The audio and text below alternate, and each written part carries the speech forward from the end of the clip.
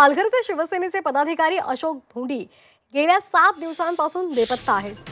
20 जानेवारीपासून ते बेपत्ता असल्यामुळे त्यांचं अपहरण झाल्याचा संशय कुटुंबानं व्यक्त केलेला आहे। त्यांच्या गाडीसह ते बेपत्ता असल्यामुळे पोलिसांनी माहिती दिलेली आहे।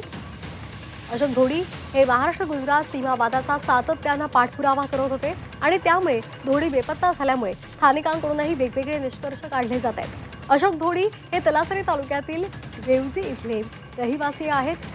ते बेपत्ता असल्यामुळे धोंडी कुटुंब सध्या चिंतेत आहे। या प्रकरणी पोलिसांकडून त्यांचा शोध सुरू आहे। त्यांचे अपहरण झालेलं असं आम्हाला संशय झालेला आहे। तर आम्ही गोलगड पोलीस स्टेशनमध्ये आम्ही तक्रार दिलेली आहे, तरी पण गोलगड पोलीस स्टेशनने काहीच ऑब्जेक्शन घेतलेलं सारखं दिसत नाही आहे। आज गोलगड पोलीस स्टेशनमध्ये तक्रार देऊन 8 दिवस 5-6 दिवस झालेले आहेत आणि वडिलांचे अपहरण होऊन 8-1 दिवस सारखे झालेले आहेत। तरी पण गोलगड पोलीस स्टेशनचं काहीच हे क्लू सारखं भेटलेलं नाही आहे।